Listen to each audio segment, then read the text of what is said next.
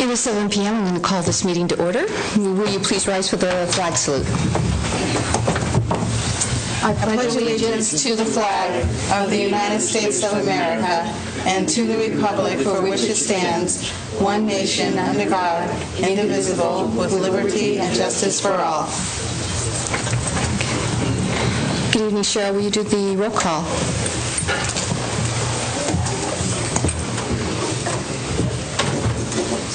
Councilmember Brenda Kinzer.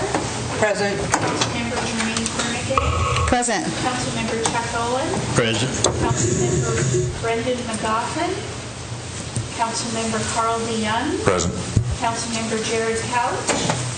And Councilmember Glenn Allen. Okay. Councilmember Jared Couch and Brenda McGoffin have asked to be excused. Do I hear a motion? I make a motion to excuse council members Couch and McGoffin. Second. Okay. I have a motion by Councilwoman Cornegay, seconded by Councilman Owen. Any discussion? All in favor? Aye. Opposed by the same motion? Motion carries. Okay, looking for approval of the agenda. Madam Mayor, I make a motion to approve the agenda. Second. Okay. I have a motion by Councilwoman Kinzer, seconded by Councilwoman Cornegay. Any discussion? All in favor? Aye. Opposed by the same motion? Okay. The consent agenda, items 1 through 5. I make a motion to approve consent agenda items 1 through 5. Second. I have a motion by Councilwoman Cornegay, seconded by Councilman Owen. All in favor? Aye. Opposed? And moving on to special introductions. So, Keith Ford.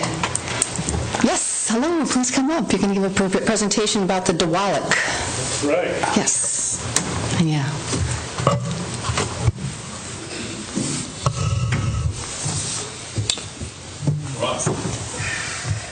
Perfect. So I've been asked to come here tonight to speak a little bit about the proper pronunciation is Sedro-Woolley. You would say it in Lashutsi. Yes. We are a drug and alcohol treatment program that offers MAT along with a host of other services that we'll offer that I'll be discussing in just a brief kind of discussion this evening. Hopefully open it up for some questions for the council if they have any.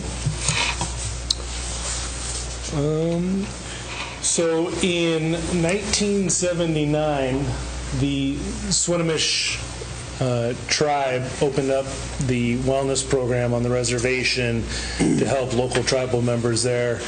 And it kind of remained dormant for a really long time. And in 1997, as opiates began to become more of a problem or more prevalent on the reservation, they introduced Suboxone to their wellness program in order to help out. So with that, they saw a great improvement among the local tribal members and started investing a lot more dollars into their program. Currently, on the reservation wellness program, we offer a Suboxone, Vivitrol, intensive outpatient, and regular outpatient services. In 2016, the decision was made to look at opening a methadone clinic to service both tribal members and non-tribal members.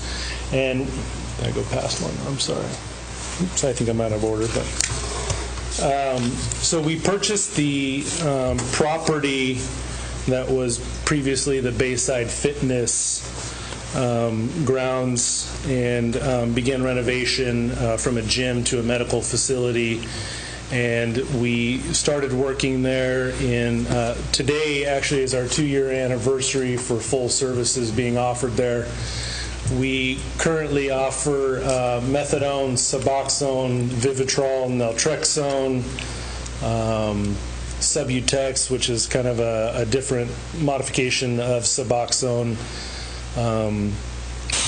intensive outpatient treatment, regular outpatient treatment. We offer mental health services. We offer primary care. We have child watch. We also have transportation. We will come and pick you up at your doorstep and bring you to the clinic. So our whole goal was to eliminate all barriers to offering help to men and women in the Skagit County and in the outlining areas, eliminating any kind of obstacles that someone in need might come across. So we have a full transit system to go pick you up and bring you in, and you can come in and get services within our program. There's kind of the timeline. I will say that with the 2 years that we've been open, we now are serving 323 clients within our facility.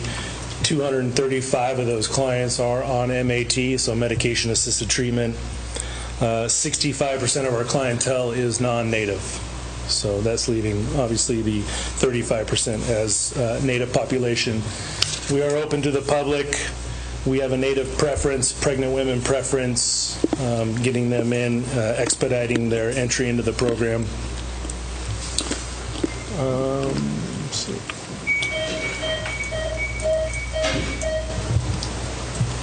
May I ask a question since you're talking about the treatment?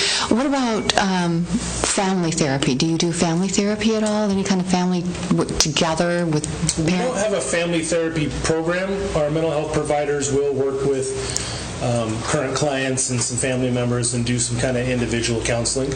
Okay. So the unique thing about our program is that, traditionally you would come to outpatient treatment at one agency. You would go get your mental health services at a different agency. You would have to develop child watch during that time, take a local transit if you don't have a driver's license, and we've taken all those different resources and put them under one roof. So our medical staff, we have a medical doctor on staff, physician assistant.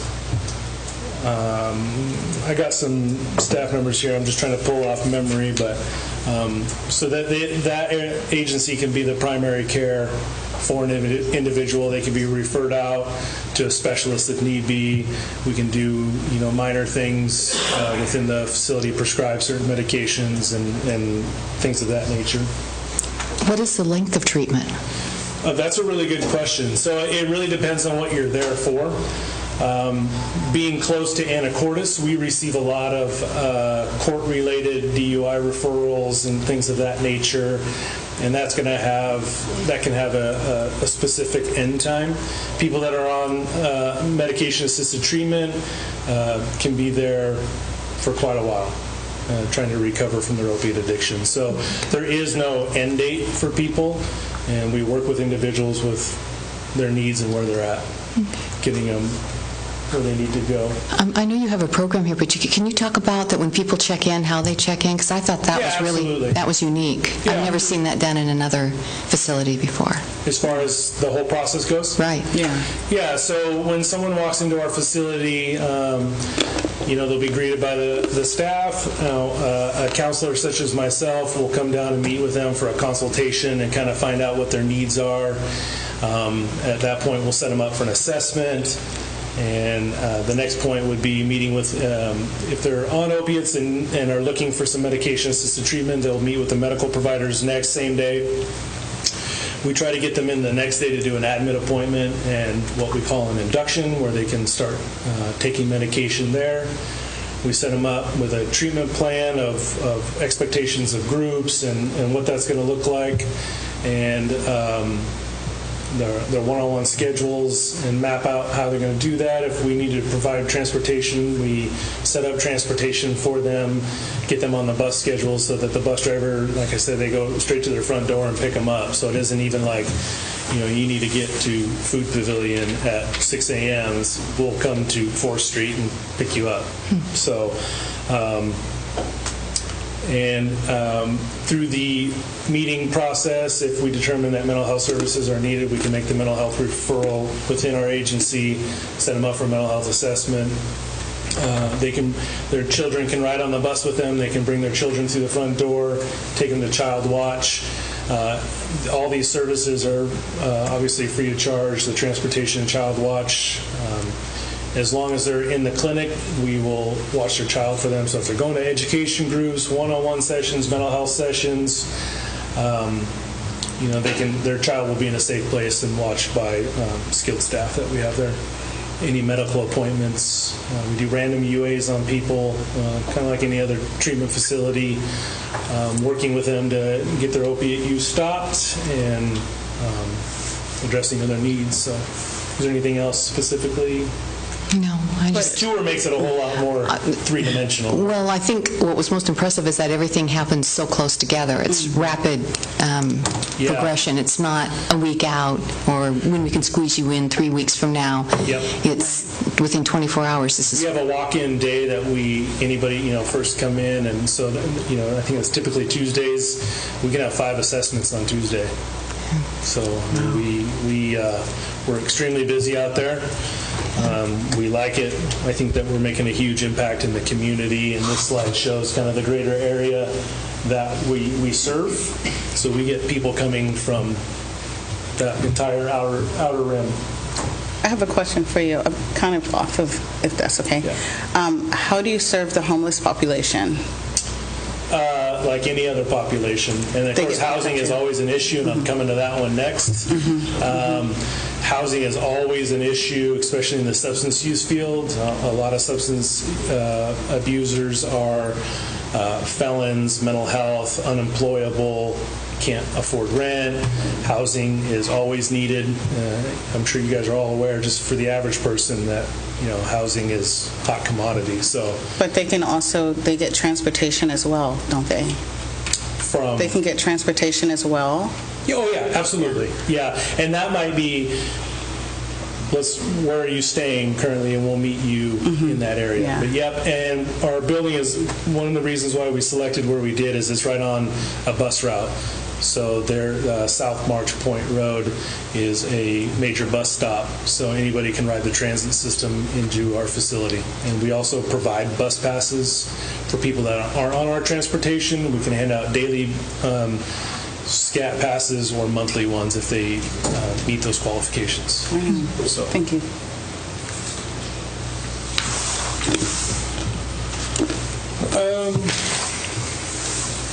So here is kind of the agencies that oversee us, and these are all the hoops that we had to jump through. And I don't even claim to be an expert. This is well above my pay grade, but I know that it was extremely difficult to get the agency up and running. And we had nothing but great support from the city of Anacortes and Skagit County as a whole. They worked long beside us the entire time, and it's my understanding that this process got pushed through extremely fast, and everyone is extremely pleased with it. But we have to answer to obviously the city of Anacortes, Skagit County, Swinomish Tribe, the Department of Health, the State Board of Pharmacy, the Healthcare Authority, the Mental Health Service Admin, the SAMHSA that oversees like the methadone, and the Drug Enforcement Administration. So all those entities played a role in us opening our doors, and we all had to get approval and special things in place in order to make that happen. And that could be everything from a specific safe that met specifications to hold the medication, and a lot went into making this program open up. So as I stated earlier, the services that we offer are regular outpatient treatment, primary medical care, mental health counseling, medication-assisted therapies, shuttle transportation, on-site child care, and case management and referrals. So within the mental health services, there's special techniques that they do there. A lot of different seeking safety, so people with PTSD, EMDR type mental health services, which is really good for PTSD, individual mental health one-on-one sessions as well. We now have a prescriber for mental health medications on board, so we can prescribe mental health medications to men and women that are in need of that, and they don't have to seek a prescriber somewhere else. So that's relatively new within the last 9 months, I think, that we brought her on board. So that's been really good to have her there as well.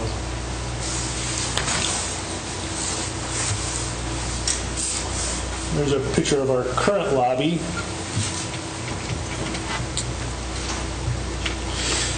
This slide is not 100% accurate, but there's kind of the list of employees that we have. So 4 LPNs, 2 RNs, an ARNP, medical director, clinical supervisor. I think we still have 7 CDP, so 7 drug and alcohol counselors on board. And then we have 3 mental health providers on board as well.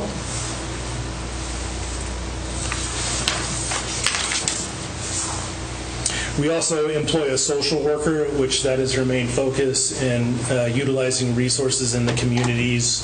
And that can, if you're from Island County, she's going to reach out to Island County and look for any resources that are there. Skagit County,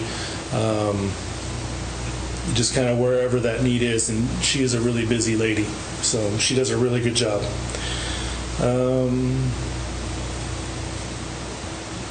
So a little bit more of the admin. Obviously, there's a lot of people behind the scenes that make this agency run, people that don't get any credit typically, and that's the billing specialists and the CEO and the COO do an amazing job working with the county and the regulators to keep things going and expanding, which I'll be talking about our expansion here in a minute.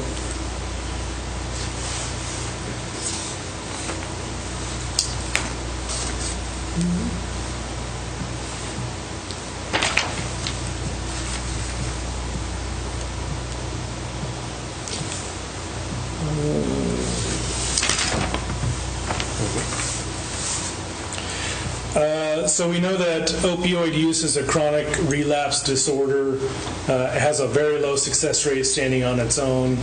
Methadone has been around for a really long time, since the 60s. It is probably the longest standing opioid treatment out there. It is time tested, it's approved. It does a remarkable job of taking the cravings away from men and women that struggle with an opioid use disorder. We do a really good job of monitoring our patients.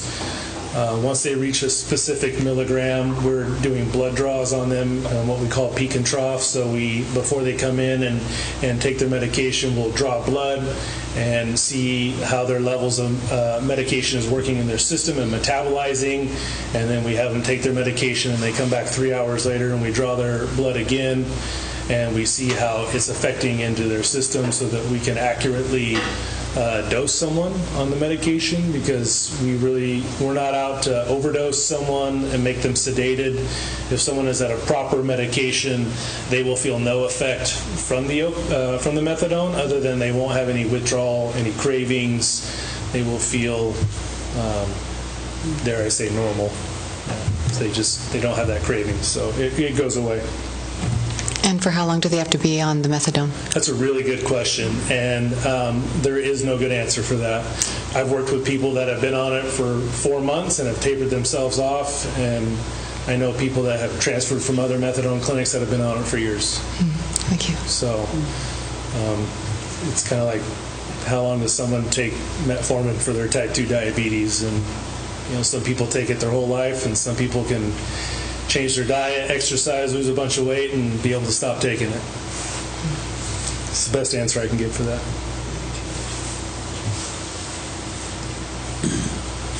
So, obviously this is kind of the hierarchy of how it goes. We have, first we got to keep them alive, right? That's the foundation. And because if they die, then we can't help them, right? Then they're beyond help.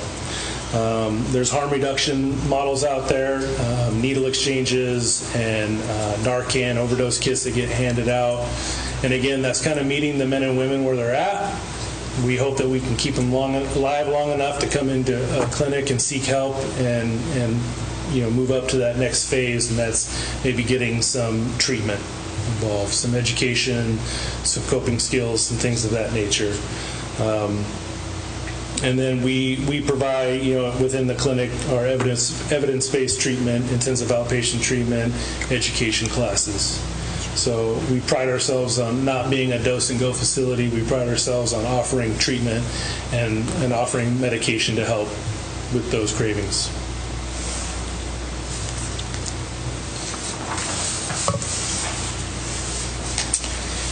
I talked a little bit about the medications already. Methadone is a full agonist, so it occupies the receptor sites 100%. The more you take, the higher you get, which is why we're so federally regulated when it comes to methadone. We keep a really close eye on someone's dose of medication and how they're interacting with it. The Suboxone is an agonist-antagonist, so it has a ceiling effect. I think the maximum amount that someone can take is 24 milligrams, so if someone took 24 milligrams or 240 milligrams, there's virtually going to be no difference in how it interacts with their bodies because it doesn't fully occupy those receptor sites. So there's pros and cons to both medications. Methadone takes a little bit longer to build up in the system, and it takes a little bit longer for it to reach that therapeutic effect where someone isn't craving opiates. Suboxone is a lot quicker. Suboxone can be earned, like take-homes, a little bit faster. With methadone, we're very cautious about it getting out into the community. We're very cautious about all the medication out in the community, but obviously with the potential for abuse in methadone, we're extremely cautious and federally regulated on the methadone itself.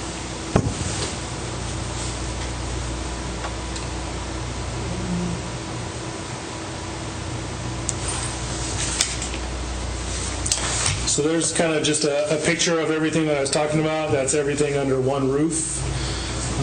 We are very pleased with our model that we've got set up. We've got a lot of great feedback from surrounding tribals, communities. We are constantly giving tours of our program, and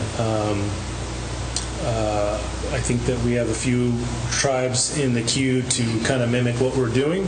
We're having great success out there in the community, and hopefully it's being seen with community members is our hope.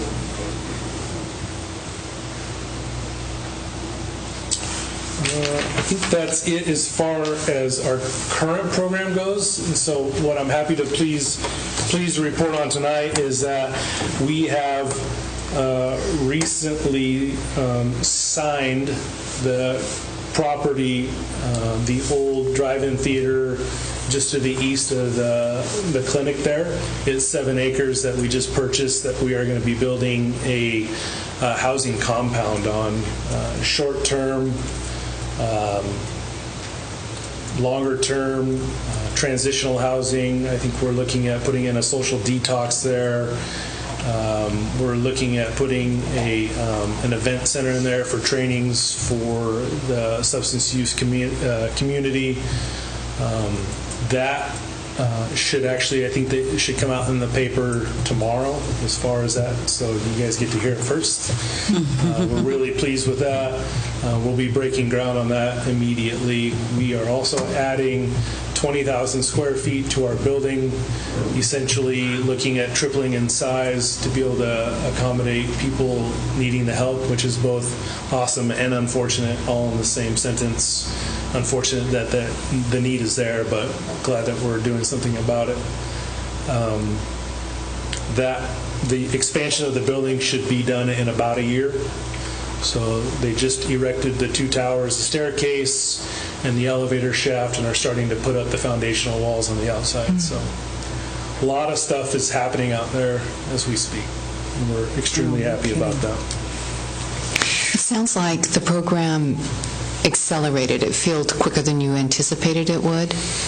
We were really, and again, I'm not the number guy, but I know that we were very conservative on the numbers that we gave out so that we weren't off. We had a feeling that it was going to take off like it has, but we wanted to give conservative numbers. And you've been there from the beginning, right, Keith? I was there from before the beginning, yes. Okay, yeah. Yes, it's been fun. It's been a very fun project. And for those of you who don't know, Keith is also here in the fire department, so... I am, yeah. Yeah. Do you want to tell them what you do here, or...? I fight fires. No, I am a lieutenant with Sedro-Woolley Fire, part-time firefighter here, and a volunteer. That's great. Thank you so much. Any questions? Yes, Mr. DeYoung? Thank you, Keith. What a great support system you're putting out for your community out there. That's fantastic. I got just a couple questions about if you were to, you said you weren't the numbers guy, but if you were just to give a quick estimate, how many folks do you think in Sedro-Woolley you're helping a year? How many folks do I think in Sedro-Woolley are attending our clinic? Yeah.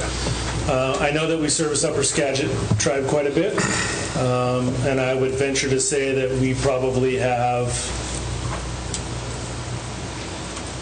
40 of the city of Sedro-Woolley outside, not including Upper Skagit.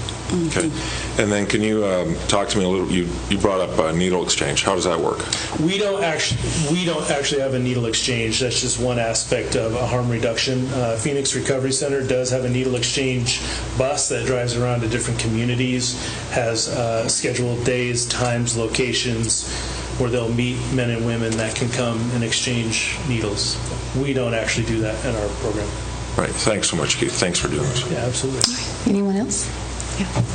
All right. Yes, please. Thank you, Keith. Yes, please. Oh, yes, I'm sorry. Go ahead. Hi, Keith. I'm Brenda. I work at Pioneer Center North up here in medical, and I just want to say we really appreciate the services that you provide daily for our clients. It makes it possible to have clients up there that we wouldn't otherwise be able to have, so Yeah. we appreciate that. I will add that we have contracted with PCN that even if someone comes from outside of the area, we will guest dose them through PCN, that PCN can bring their clients into our facility even though they're not clients of ours. We also reach out to the jail and dose inside jail, so if any one of our clients are on a jail commit or commit a crime and get locked up, or if someone enters the jail that is actively taking methadone, we can dose them in jail as well.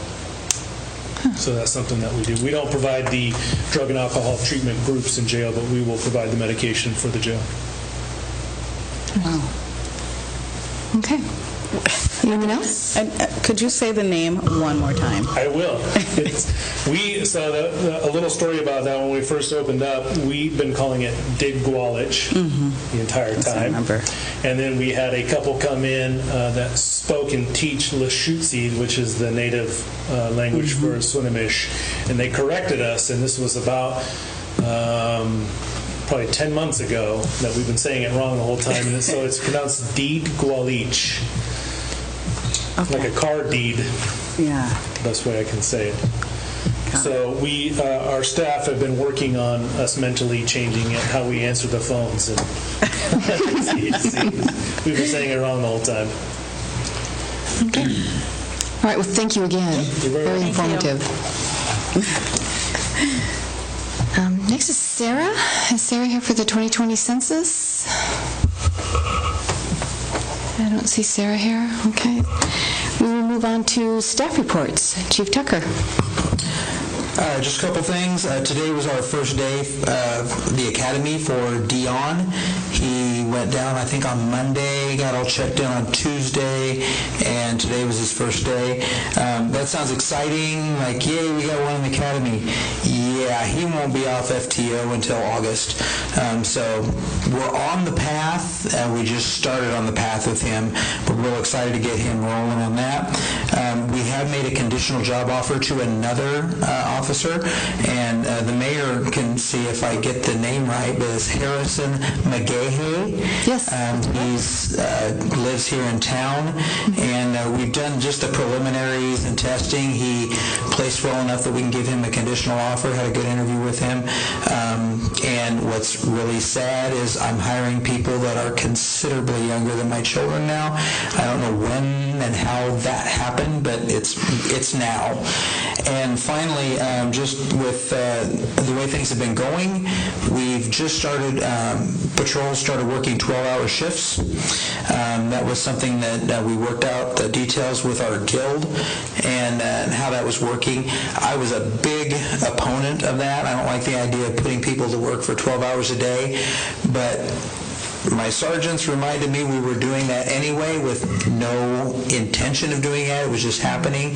So we worked out a kind of a detailed plan to where they're on like 4 days on, 4 days off, but 12 hours a day.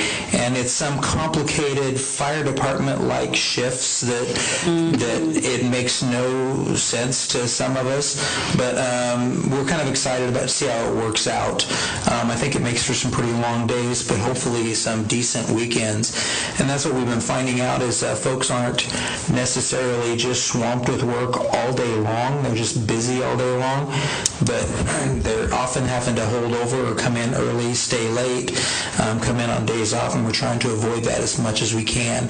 So we are just in our first week of trying that. Excuse me, and that's kind of where we're at right now. It's we're kind of digging deep in there to kind of keep things going. I know on Monday there was just 2 of us, and actually it was just Lieutenant McElroy for a while I was at a doctor's appointment. But that was as we were shuffling to get used to our 12-hour shifts and get people adjusted for that. But we're trying some new stuff, and things are looking up. We got a couple of bright spots on the horizon with new folks, and within the next week we're going to be losing the 2 people that we had anticipated losing for a while now. So we take a couple steps forward, take a couple steps back, but we're moving forward actually from as best we can. And that's all I have. All right. So as long as you're talking about that, Officer Katie Holmes is sitting in the back, and she's going to be leaving us. And I just want to say you've been amazing, Katie, and hate to see you go, but we wish you the very best that life has to offer. Thank you for having been here. It's Katie Wilson. Wilson, I'm sorry. What did I say? What did I say? Oh, sorry, Katie. I was going to say that, but she said, please don't. But no, we are looking, hoping she's got a good future on her horizon there. And she does. Yep. And Dave Pierce will be off driving school bus, so yeah. He'll still be around. Yeah. What's that? Yeah. Do you want to make the announcement about Dave Pierce's retirement party? Yeah, I sent it out to, I think, all of our staff. I can't remember what day it is now. Is it the 15th? Yes. We're having a retirement party for Dave Pierce right here, 2 o'clock on the 15th. And Dave Pierce started, he's 1 month behind me. He was in the academy when I was in the academy. So in 1992, he and I were in the police academy together. He's been here the entire time except for that one brief stint where he got to go boating in Cuba. But otherwise, he's retiring after 27 years of service here. And he'll be going to go drive school bus for the school district. I think he's really looking forward to escaping and doing something a little bit different. And for those who don't know about why he would retire now, we hit that magical retirement age at 53. We could start drawing our retirement. So this is kind of that time frame that you see a lot of officers doing that. And I keep reminding Aaron that I turned 53 this last year too. So I'm kind of on the Dean Klinger program. A couple of bad days in a row. And the mayor can say, man, no, one bad day we're sending you home, so you can't have 2 in a row. Yeah, and but yeah, yep. So you're welcome to come and join our retirement party for Dave. And if you want to stop by afterwards, Katie's got a cake in the break room right now. She does. Chocolate cake. Looks delicious. Thank you. Chief Klinger. First, I just want to say Happy New Year, since I didn't get to see any of you over the holidays. I was out sick with what he had. I got it over the Christmas holiday. But we did have, on Christmas, we had the fatal house fire. I'm sure you heard about that. I just want to say our crews did an outstanding job. The time frame from the time we arrived to the ambulance was heading down the road was, 6 minutes? Yeah, 7 minutes, and intubated 6. So they did an extremely good job on that. But hopefully we can keep it a little bit slower next year, but we know that won't happen. You've got the year-end sheet there on your desk, so it was a busy year, and we did a lot of changes, and we know this year's going to be so much better. So there. Yeah, what were you up? What was the percentage? It was crazy. Yeah, it 20%, yeah. Yeah, it was crazy. Yeah, okay, thank you. Mr. Coleman? Thank you. Happy New Year again. A couple of things planning department's working on. There's a small annexation of 1.25 acres up on Jones Road that the council's heard about several times. Cleared the boundary review board review process, so now the city's free to pass an annexation ordinance actually making this property part of the city. That will come to the city council at the next council meeting on the 22nd of January. That will be probably the fourth or fifth time that we've either talked about it or there's been something for the city council to actually act on. So we will satisfy the three-touch rule, and so we will be asking for just one read on that one next at the next council meeting. The Skagit County Department of Emergency Management has been leading the efforts to update the county's natural hazard mitigation plan. The city has been participating in the update process. That's something that we do every 5 years to meet FEMA requirements so that the city is able to be eligible for any FEMA disaster funds should there be any natural disasters in the area that affect the city. The draft of that document is now available on the Department of Emergency Management website. So if anybody has any comments or would like to view it, you can see it on that site, and there's also directions there to make any comments should anybody be inclined to do so.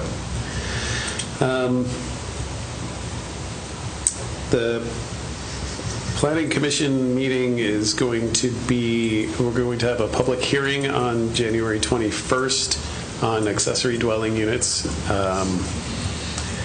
I gave the council a rather detailed update about where the Planning Commission last landed on that in early December. Not a lot has changed since then, so we wanted to schedule the hearing in January when there's actually people around instead of in the middle of December when everybody's planning for Christmas and holiday breaks and family events. So we didn't want to do that in December. So that's January 21st, happens to be the day before the city council meeting, so it won't be enough time for me to bring the results of the planning commission meeting to the city council in 24 hours. So maybe I'll be able to give a roundup of what happened, but that'll be fun having public meetings 2 nights in a row. Then I think that's all I've got. We have a fair amount of snow on the forecast.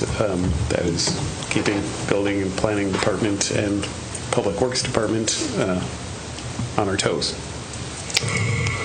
All right, thank you. Mr. Freiberger. Thank you, Mayor.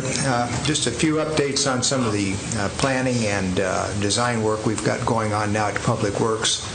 David Lee is heavy into the design on the SR20 lane widening project. He submitted his channelization plan to DOT for their review today, and we're moving ahead and planning on getting that project out to bid in the spring.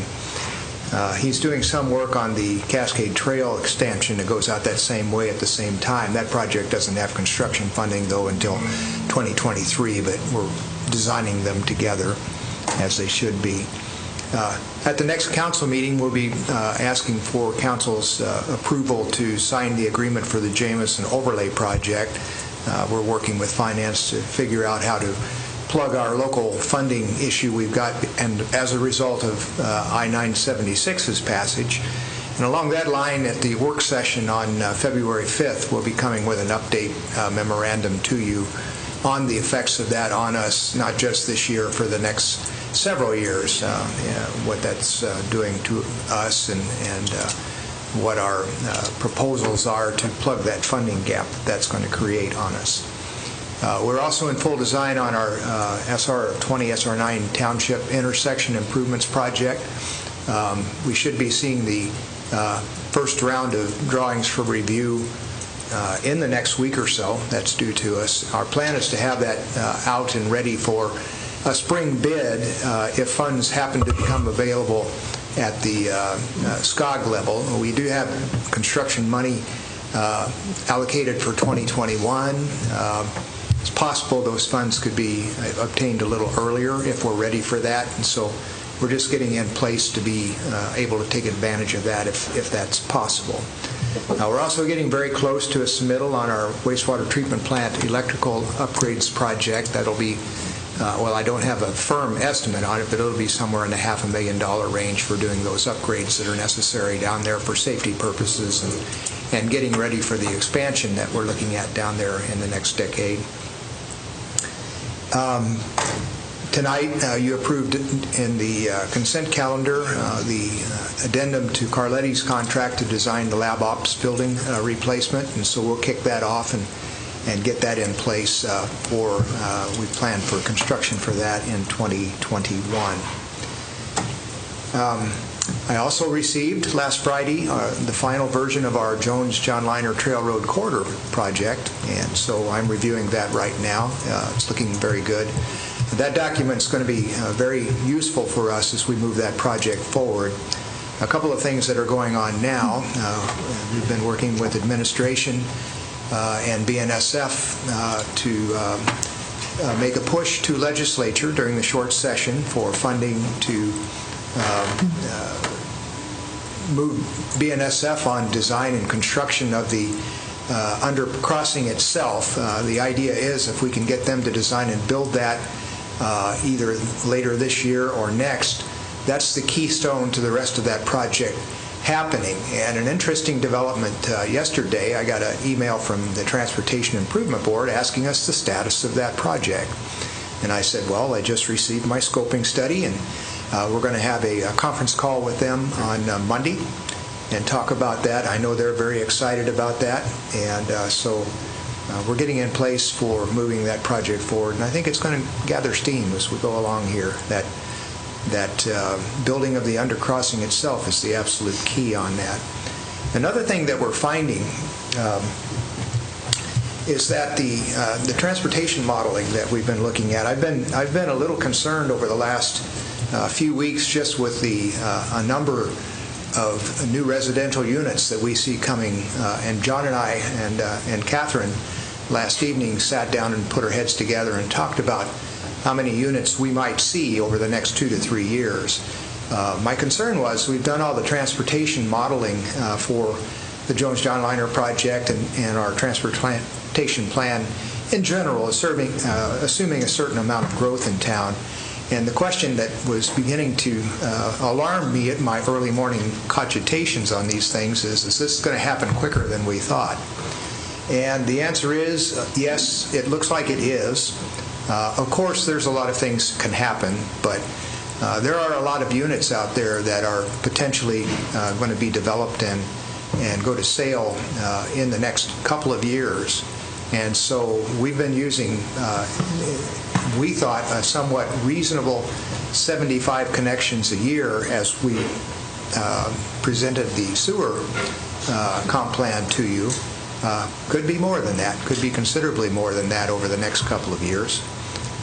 So I wanted to go back and look at the transportation plan and just make sure we're not missing anything. And in particular, with the developments that are happening on McGarrigle and on Dukes Hill potentially, and a couple of others that are in that vicinity, and then cities-wide as well.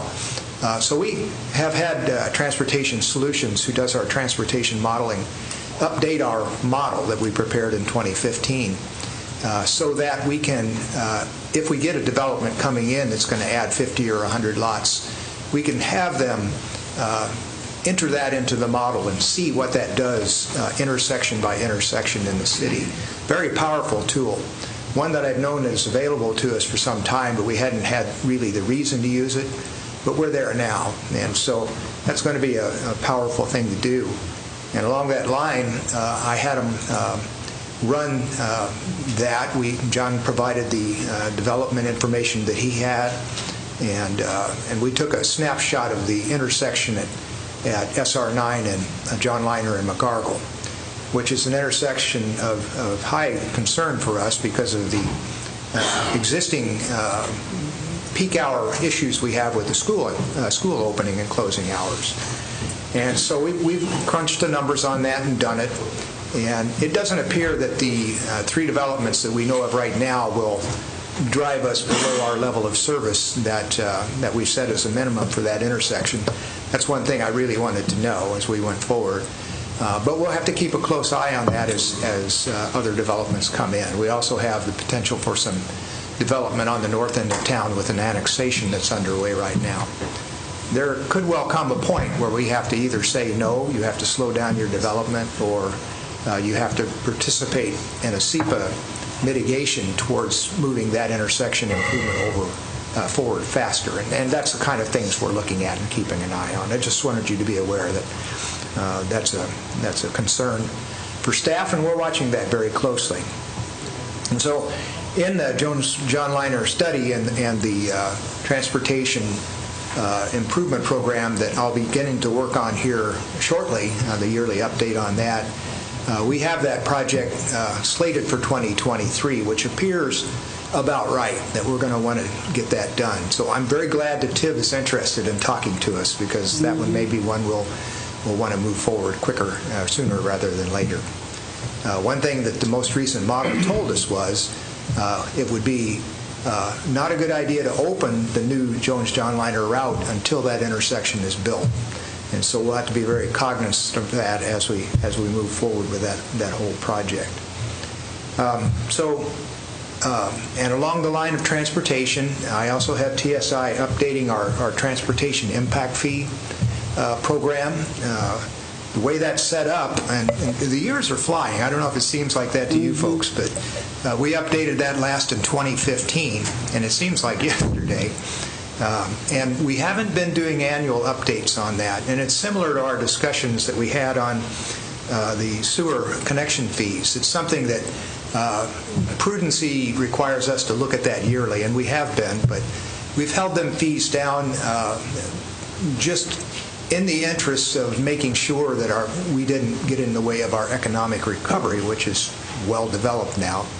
And so it's time for us to look at that, and I'll be bringing that forward to council over the next month or so. You'll see that, and with our proposals on what to do inside of transportation impact fees. And that's enough for tonight. Thank you. All right, thank you. Mr. Berg? Nothing to report tonight.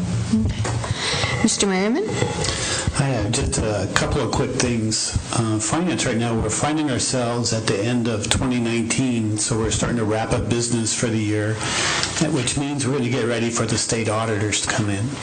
And it's always an interesting dance with the state auditor's office. About this time, I'll start calling other cities and asking them, what are the auditors looking at this year? Because we want to get a jump a little bit on what they might be thinking about.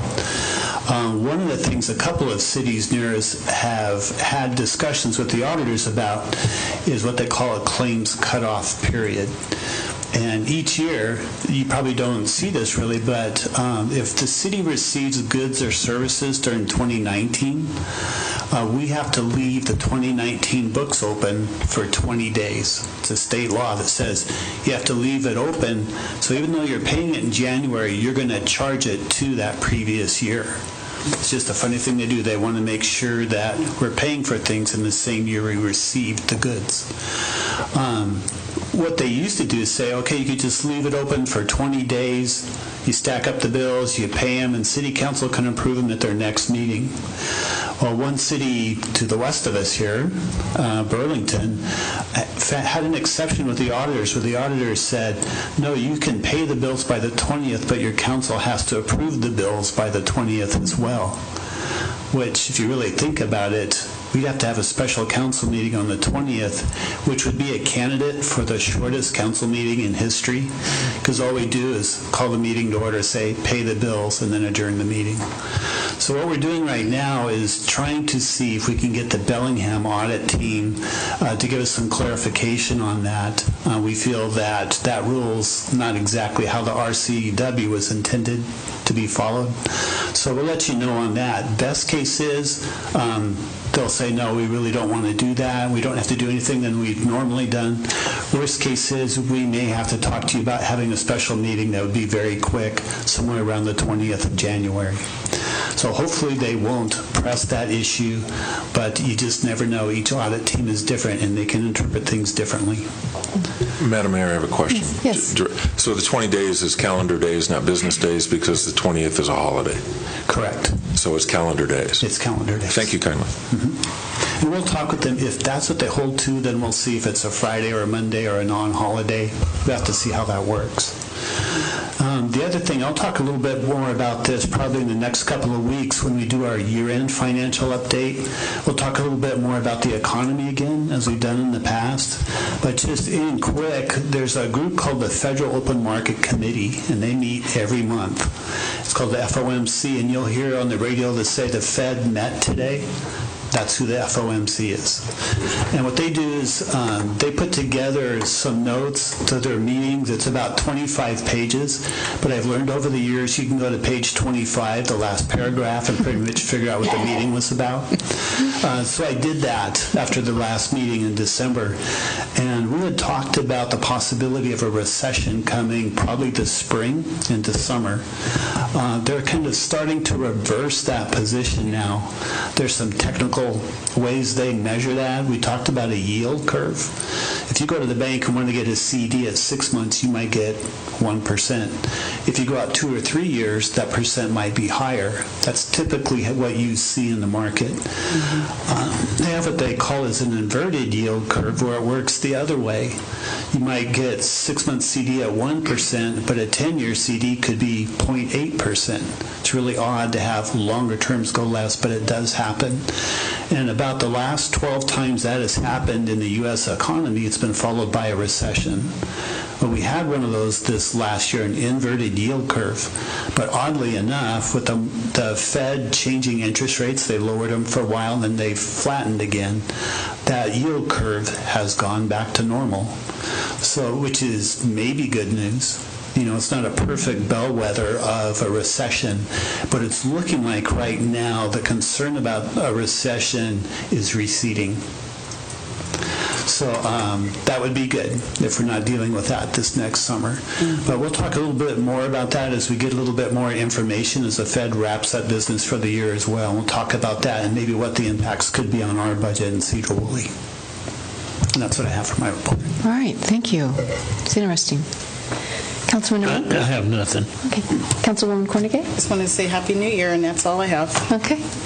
Councilwoman Kinzer? Aaron, you didn't touch on the cemetery grant. I thought you might like to do that. Okay.